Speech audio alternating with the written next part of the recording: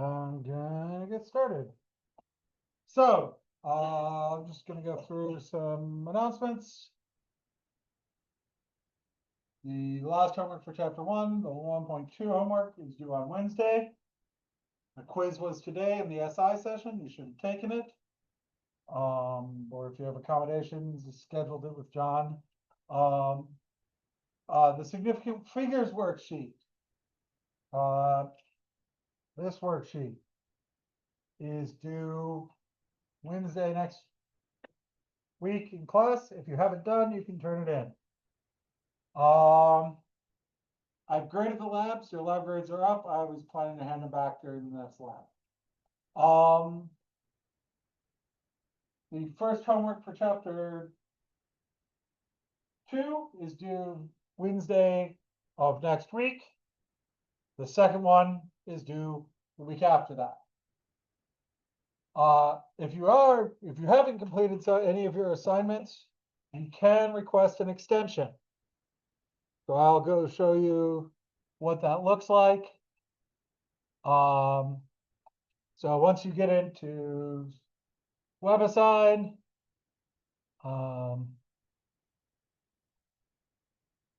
you'll have some things and you'll have some past assignments here. You go to past assignments. Anything that's past due, you can click on request extension. I would choose automatic, which will automatically give you an extension. The manual one sends me an email and I have to respond to it. So it's no guarantee you're going to get a quick response there, because I'm not always the best at noticing those. But automatic will give you an extension. You can just click accept and you'll immediately get another 2 weeks.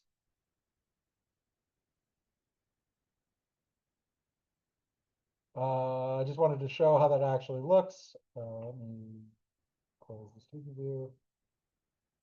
And there will be a lab again this week on Wednesday. Make sure you're there at 1. You're here at 1 for the lab. Any questions about any of this? Okay, let's get started on chapter 2. So chapter 1 was about measurement, the basics of science. Chapter 2 will be about motion, where we're going to study motion. Motion is, changing position over time. So we're going to go over how we understand that and what we can understand with that. So we're going to be talking about physics, which is the most fundamental science. It studies the very basic principles that describe how the universe works, things like matter, motion, force, energy, what is going on at a very basic level. Some of the areas of study in physics are things like classical mechanics. So we're going to do, like this chapter, the next couple of chapters qualify as classical mechanics. Next 3 or so. Then we'll do thermodynamics and we'll do some waves and sounds. And I guess technically can fall under waves and sounds or electromagnetism.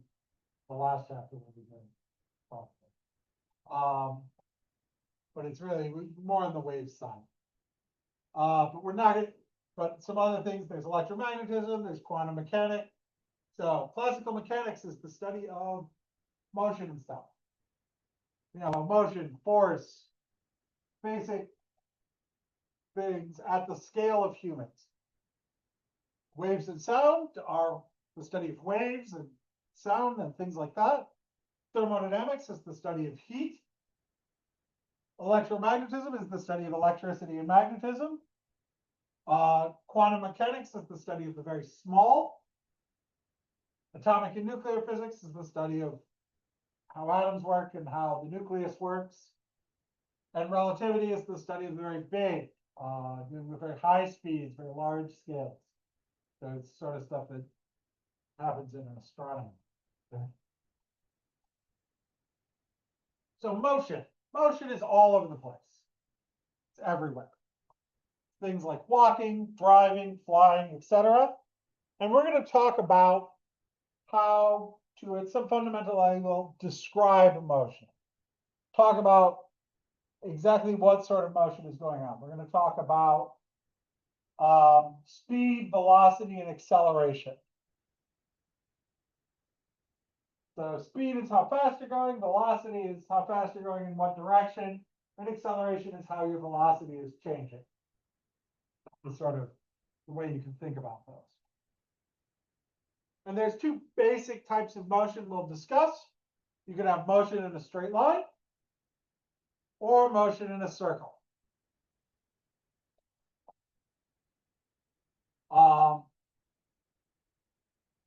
So if we define motion, we need to define some terminology.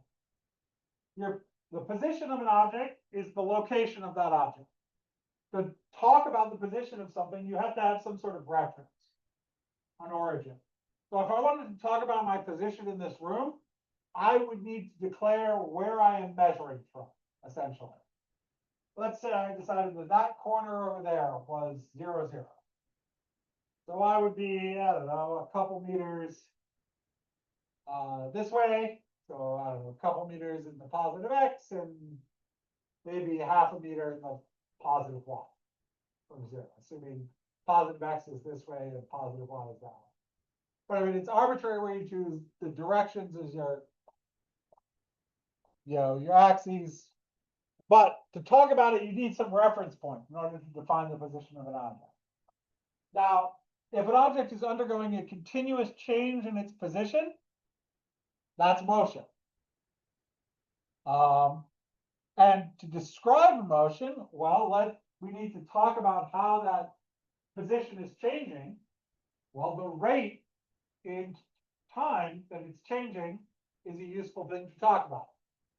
So the combination of length and time is the rate that position is changing.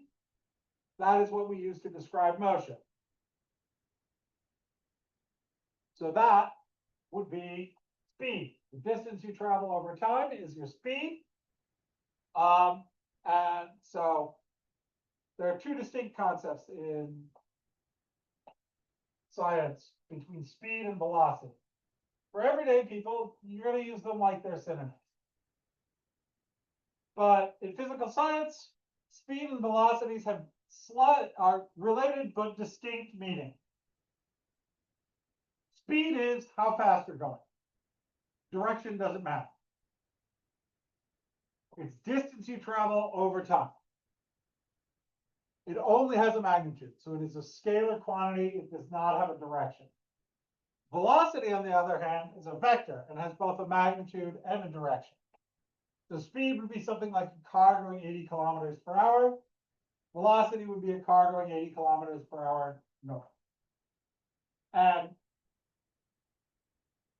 speed is the magnitude or absolute value of velocity.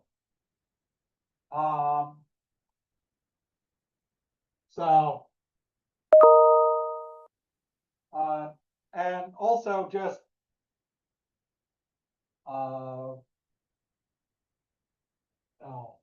so velocity is, if you're only working in one dimension, velocity is going to have a sign to act like a direction. You have positive velocity or negative velocity, while speed would just always be positive. So vectors are quantities that have a size and a direction. We can represent them with arrows. So here are some examples, and the length of the arrow is proportional to the magnitude. So here we have 40 kilometers per hour, here we have 80 kilometers per hour. They're both in the positive direction, so they're both pointing that way. And the 80 kilometer per hour arrow is twice as long as the 40 kilometer per hour arrow. And then here we have negative 40 kilometers per hour and negative 80 kilometers per hour. You can see they're pointing in the opposite direction. But the negative 40 kilometer per hour arrow is just as long as the positive 40 kilometer per hour arrow. It's just pointing in the other way. So that's the way you can think about it. Velocity can be positive or negative for the kind of calculations we're going to be doing in this class. So vectors can be both positive and negative. So if that direction is positive, This car is moving in the negative direction with a velocity of negative v car. This is moving in the positive direction. The blue one is moving in the positive direction with a direct magnitude of positive v car. And the guy walking on the sidewalk is walking in the positive direction with the smaller velocity of positive vf. So if you want to find the average speed of something,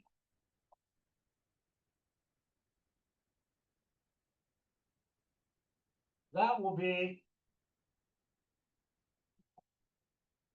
distance over time.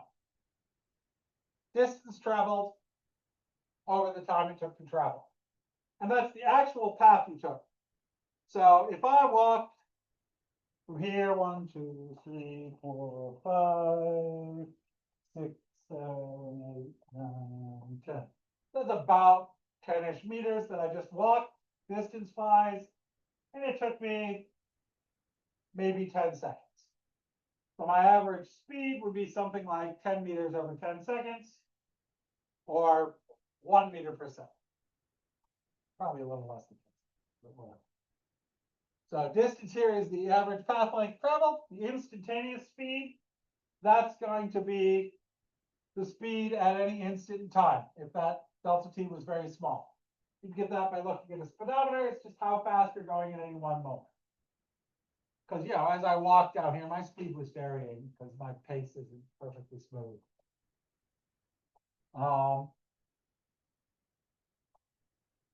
So the instantaneous speed is exactly how fast you're going at any moment. Sort of thing you get off your speedometer. But again, no direction on this. Now, velocity is similar to speed, except direction is involved. So average velocity is displacement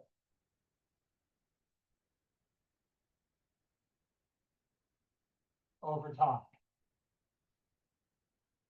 So that's final position minus initial position over time. Displacement is how far you are, or it's how far and in what direction you are from where you start. So again, if it took me 10 seconds to walk here and back, and that was about 10 meters of distance, my speed would be about 1 meter per second. My average velocity is 0. Because my displacement is 0, because I ended where I finished. So the average speed of something like the Indy 500 is very high. The average velocity of the Indy 500 is close to 0, because they're going around in a circle. They go back to where they started. So displacement is the straight line distance between the initial and final position with a direction towards the final position. And instantaneous velocity is how fast you're going at an instant, but there's also a direction involved. So look at your speedometer and look at your compass on your car. Now, if you've got one. So here, for example, displacement just depends on the start point and the end point. Distance depends on the path you take. So here we have two different paths. One takes this longer path, one takes this shorter path.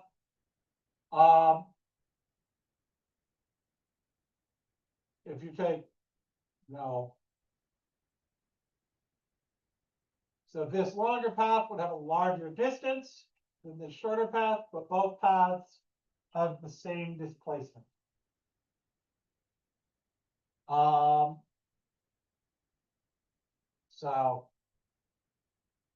if they both took the same amount of time, the average speed would be higher on the longer path than the shorter path, but the average velocity would be the same.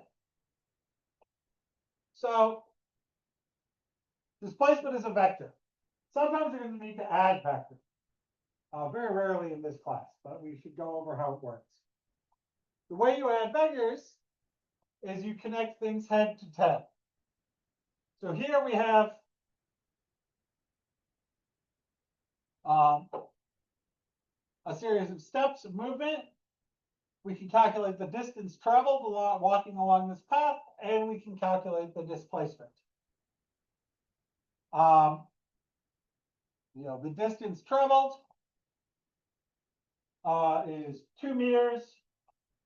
I'm trying to do that. 2 meters plus 1 meter plus 2 meters plus 2 meters, which comes out to 7 meters. That's distance.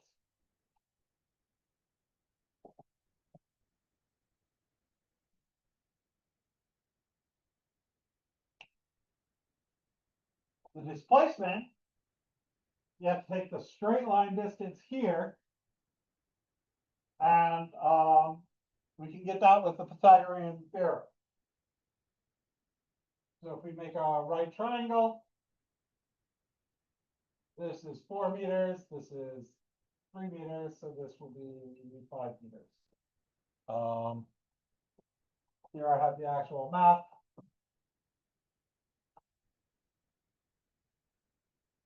A squared plus B squared equals C squared. The distance is 2 meters plus 1 meter plus 2 meters plus 2 meters, or 7 meters. The displacement ends up being the square root of 4 meters squared plus 3 meters squared, which comes out to 5 meters. And the direction is roughly southeast. And the strict number is, I could calculate the exact angle.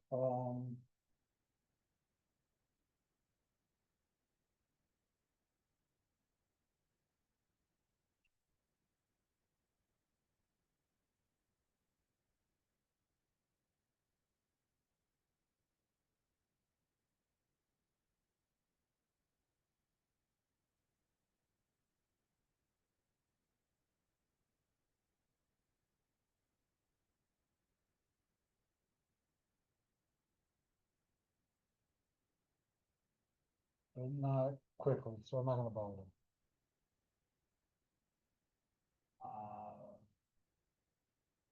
Let me see.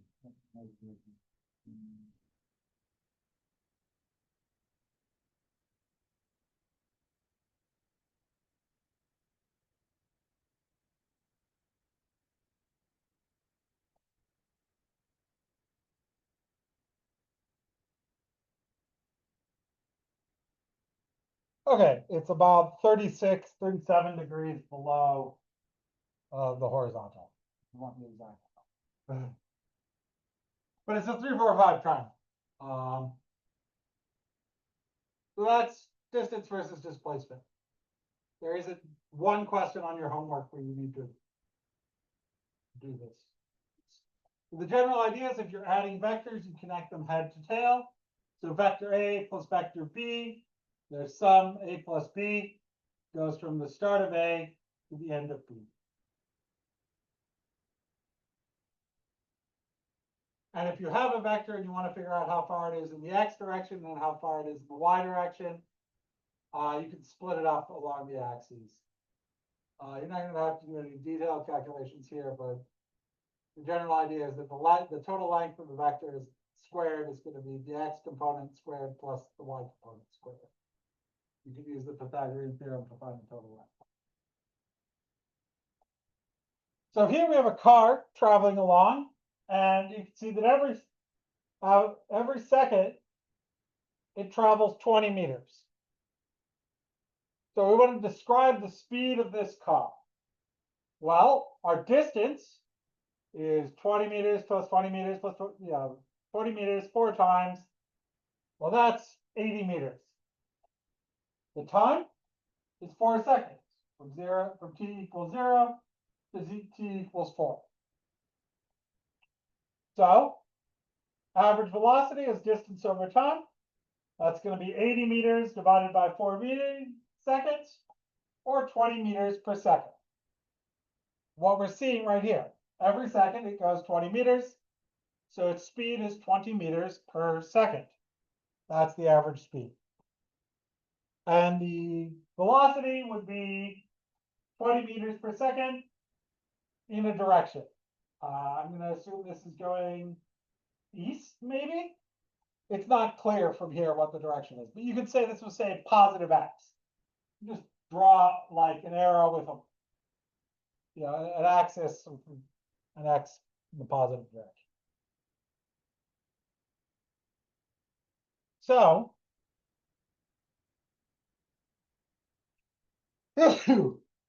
given this car, how far would this car travel in 10 seconds?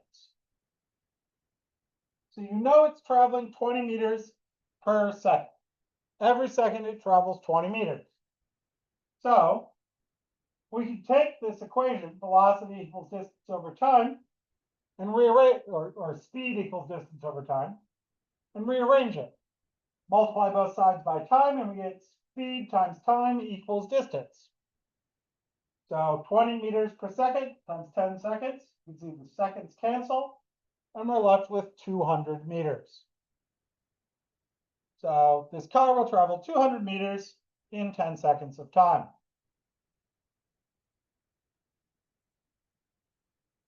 Now let's do another example. Here we want to figure out how long it takes for sunlight to reach the Earth. Well, light travels at the speed of light, which is 3 times 10 to the 8th meters per second.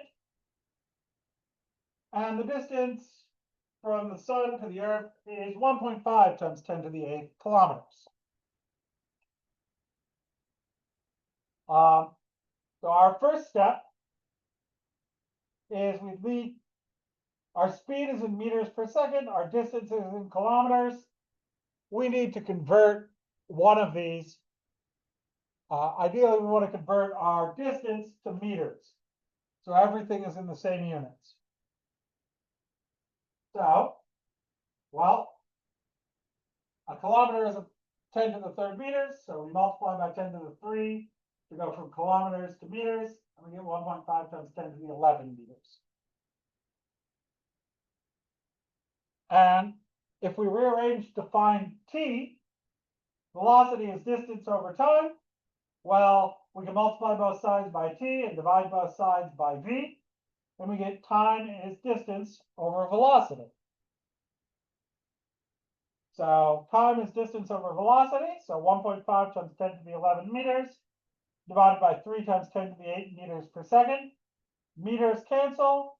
1 over seconds. 1 over seconds gives you just seconds. So 1.5 divided by 3 is 0.5. 10 to the 11 divided by 10 to the 8 is 10 to the 3rd. So we have 0.5 times 10 to the 3rd seconds, which is 5 times 10 to the 2 seconds, or 500 seconds. So the light you are seeing from the sun is 500 seconds old. That's about 8 1/3 minutes. Actually, exactly 8 1/3 minutes. So it takes 500 seconds for the light to come from the sun. The light from the nearest star takes a little over 4 years. Stars are very far away. Hence why we measure distance in light years to stars. A light year is how long light travels in a year. But yes, so here, 500 seconds or 8.33 minutes, the time it takes for light to go from the sun to the Earth.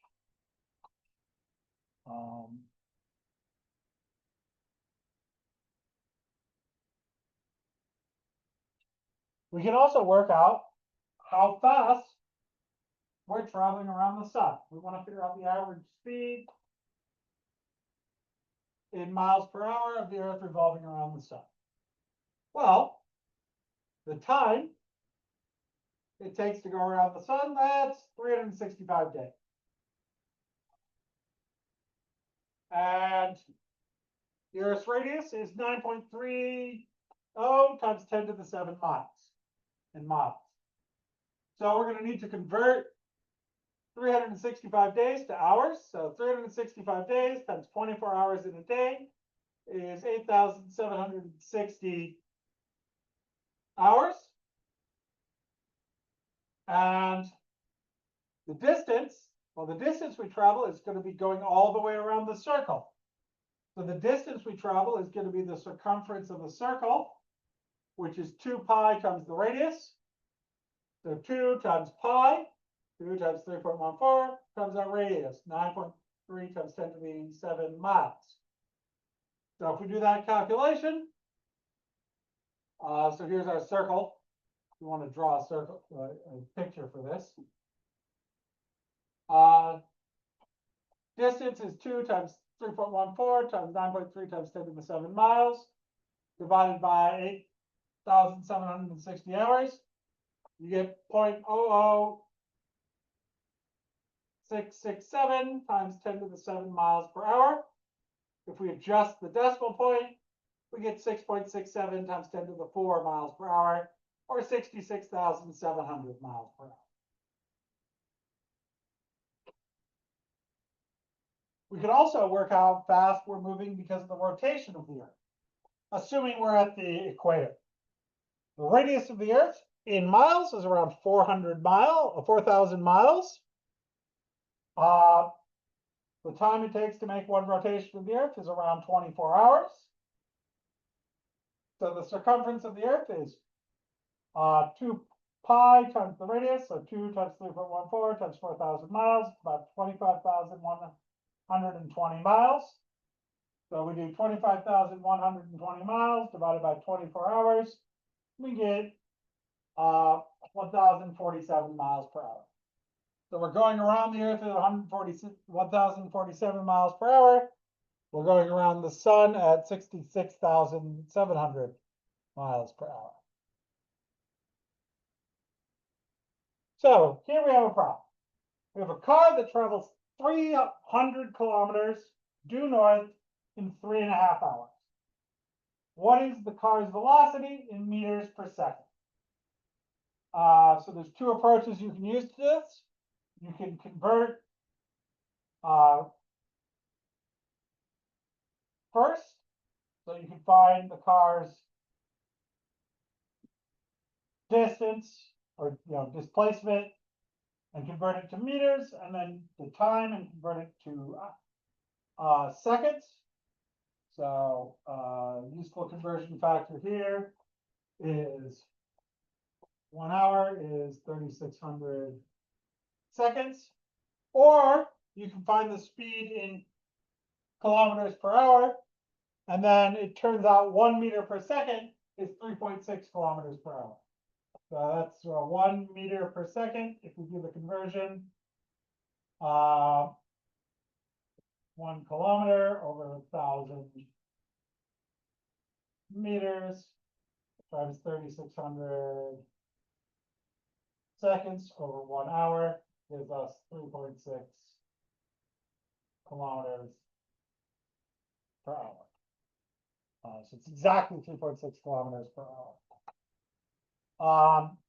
So you can do it in either order. You can either divide first and then convert, or convert first and then divide. So I'll give you a few minutes to work out the answer.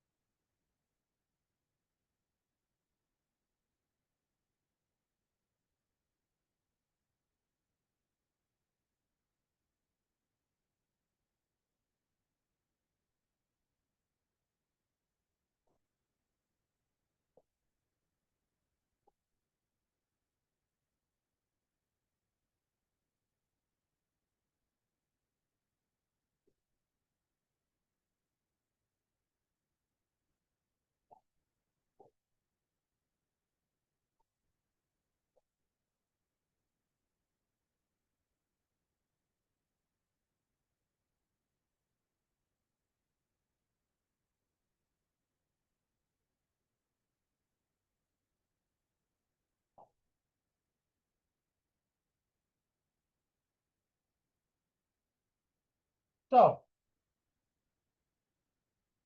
let's do this with conversion first. And then I'll show you the other way. So 300 kilometers is 1,000 meters per 1 kilometer. We get 300,000 meters. So to the general approach, for lots of problems, get it all in the normal standard units. And it's easier to work with that. 3.5 hours times 3,600 seconds per hour gives you 12,600 seconds. So our velocity is displacement over time. So that's 300,000 meters north over 12,600 seconds. And that gives us, rounded to 3 significant figures, gives us 23.8 meters per second north.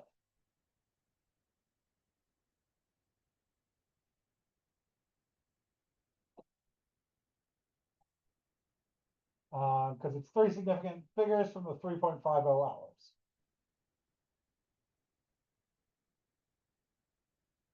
Now,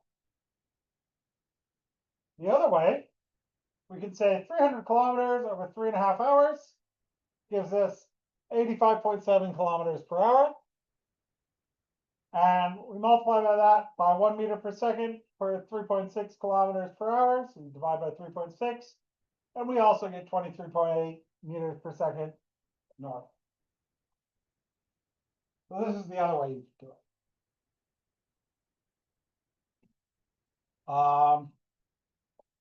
This conversion, where 1 meter per second is equal to 3.6 kilometers per hour, is quite useful because often you have kilometers per hour as an input in problems. They're telling you how fast a car is going. They give you it in kilometers per hour, but for your calculations, you need it in meters per second. So this is a useful conversion factor to know. And it just comes from the fact that a kilometer is 1,000 meters and an hour is 3,600 seconds.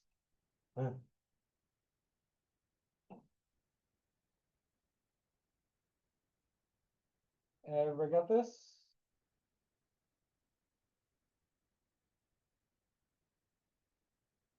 I see writing. Okay. So car travels 300 kilometers due north in 3.5 hours. What is the car's speed in meters per second? I'm not going to give you as much time to do this because it's basic. It's a very similar problem. I'll give you a minute or so.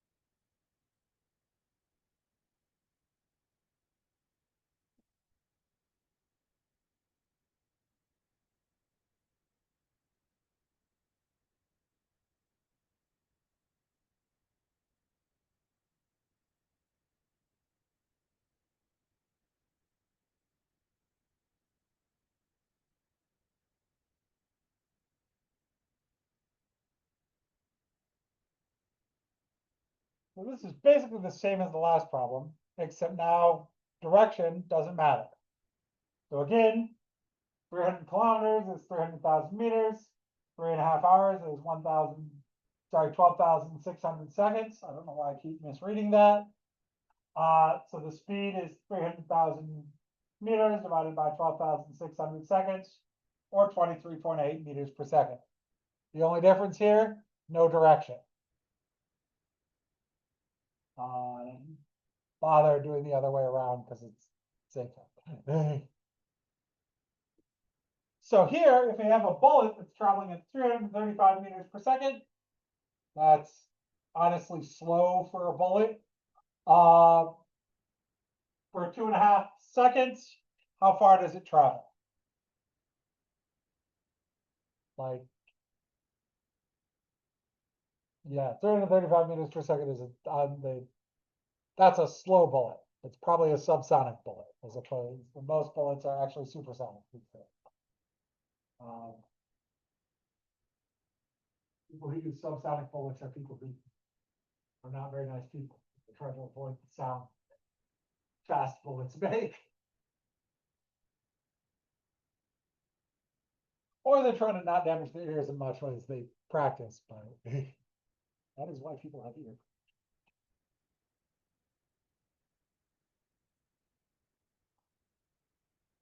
Oh, yeah, so you have a bullet. Oh, our general formula, distance, speed or velocity is distance or displacement over time.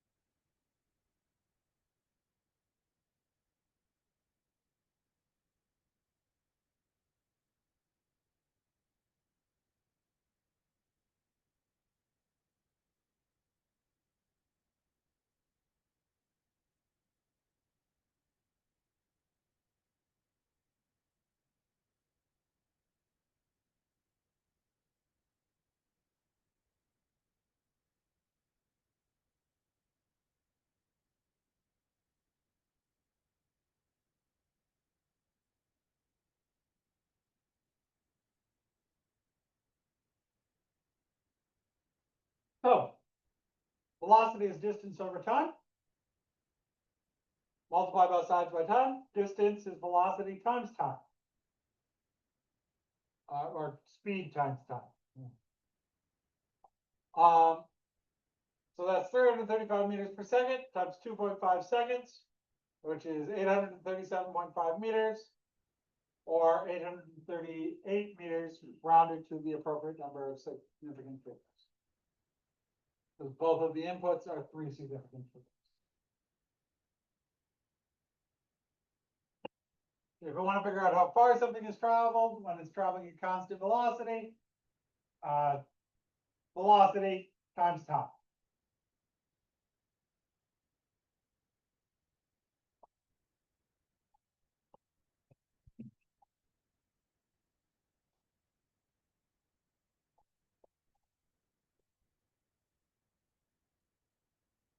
Quickly write out, quickly write out, we have velocity is distance over time. Distance is velocity times time, and time is distance over the y. Those are the three ways you can rearrange that equation. These are all the same equation, I just did a little algebra.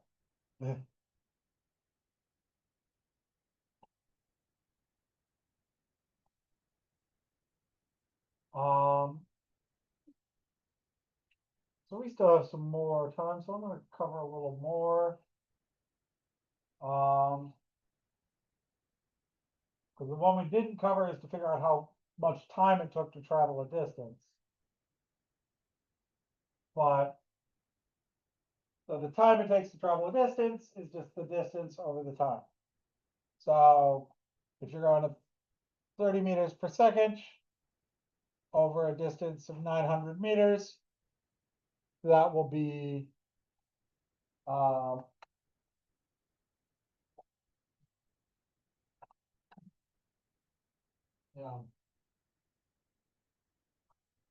So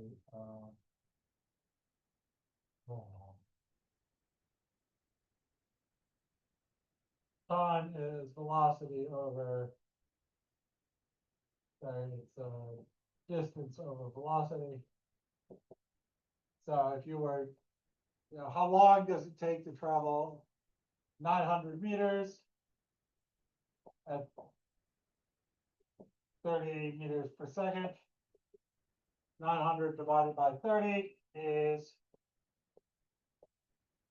30 seconds.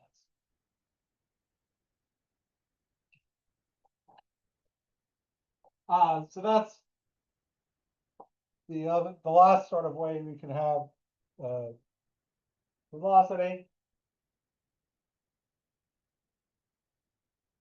Now, your velocity doesn't have to be constant. We talked about constant velocity today, but you can also have a changing velocity. You can have acceleration. So acceleration is when, if you're moving in a straight line, it's when your velocity is changing. So there's basically three things that can happen that cause you to have an acceleration. And if you've been in a car and done any of these things, you'll feel it. You can feel acceleration. That's something we'll get to in the next chapter. It has to do with the relationship between acceleration and force. But changes of velocity can occur in three ways. You can increase the magnitude of the velocity. You can speed up. You can decrease the magnitude of the velocity. You can slow down. Or the last option, you can change the direction of the velocity. You can turn. And if you're in a car, you will feel an acceleration when you speed up, when you slow down. When you speed up, put your foot on the gas, you feel an acceleration. When you slow down, you hit the brakes, you feel an acceleration. And when you turn, you feel an acceleration. So when any of these changes occur, the object is accelerating. And the faster the change, the bigger the acceleration. So accelerating, velocity was the time rate of change of position. Acceleration is the time rate of change of velocity. So acceleration is a measure of the change in velocity in a given time period. So it's change in velocity over time. That's average acceleration. So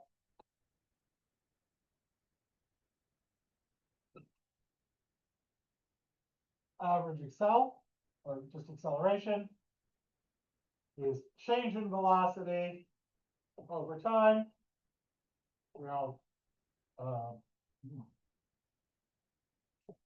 velocity final minus velocity initial over the time. So like how velocity is change in position over time, acceleration is change in velocity over time.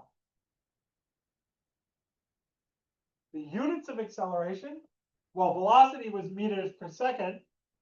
We're looking at the change in meters per second every second.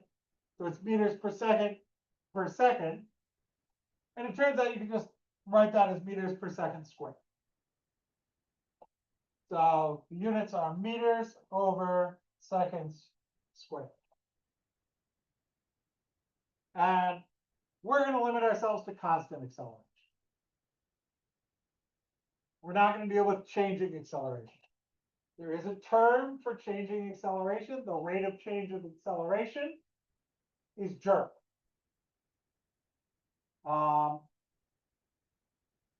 rate of change is jerk. Jerk is usually called snap or jounce.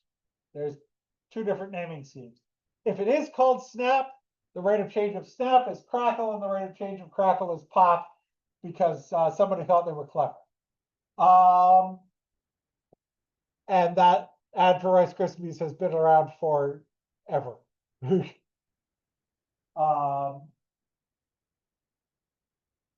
But it's also, the rate of change of jerk is also sometimes called jounce.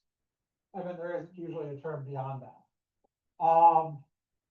Or if you're dealing with those, there's other ways to describe them that are used more commonly than the actual names. But position, the rate of change of position is velocity. The rate of change of velocity is acceleration. The rate of change of acceleration is jerk. That is the common names. And beyond that,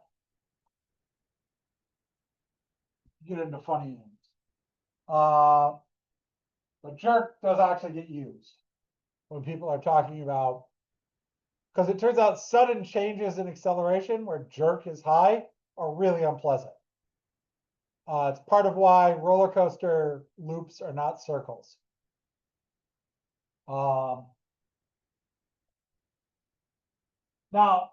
it turns out there's a really convenient source of constant acceleration with a fixed value, gravity.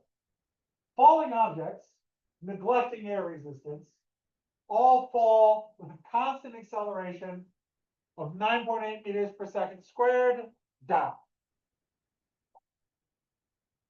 And so as the velocity increases, the distance that it travels every second for an object will increase. And so as an object falls, it gets faster and faster and faster. And the distance between every second of the falling object gets larger and larger. Now, in reality, there is air resistance, which slows you down and means your acceleration is going to be less than this and actually is going to change over time, because it turns out the effect of air resistance depends on how fast you're going. So air resistance is actually really complicated math-wise. It gets really ugly. But yeah, that's the case. We will not be dealing with air resistance in any calculations, any problems or calculations in this class. We're going to neglect it. So if you want to find the acceleration of something, like if you have a race car that starts from rest and accelerates up to a speed of 90 kilometers per hour in 10 seconds, we want to find the acceleration of that car. Well, 90 kilometers per hour is divided by 3.6 meters per second gives us, divided by 3.6 gives us 25 meters per second. And so 25 meters per second is our final velocity minus our initial velocity of 0 over the time 7 seconds, gives us around 3.6 meters per second squared of the acceleration. So that is a little more than a third of gravity. You've heard about things referred to in G's. that is an acceleration in units of gravity. Just take, so if you have something, if you have one of the centrifuges over there, will have an acceleration of, I don't know. If you're running it slowly, you have like 1,000 Gs. 1,000 Gs is you multiply by 9.8 meters per second squared to get the acceleration in meters per second squared. So that would be 9,800 meters per second squared. So if we rearrange our equation that acceleration is final velocity minus initial velocity over time, we can solve for final velocity. Our final velocity is our initial velocity plus acceleration times time. And that's a very useful equation because often we know our starting conditions and our acceleration, and we want to figure out how, like how fast we're going to be after a certain amount of time. And you can also solve for initial velocity or time, which is what I've done.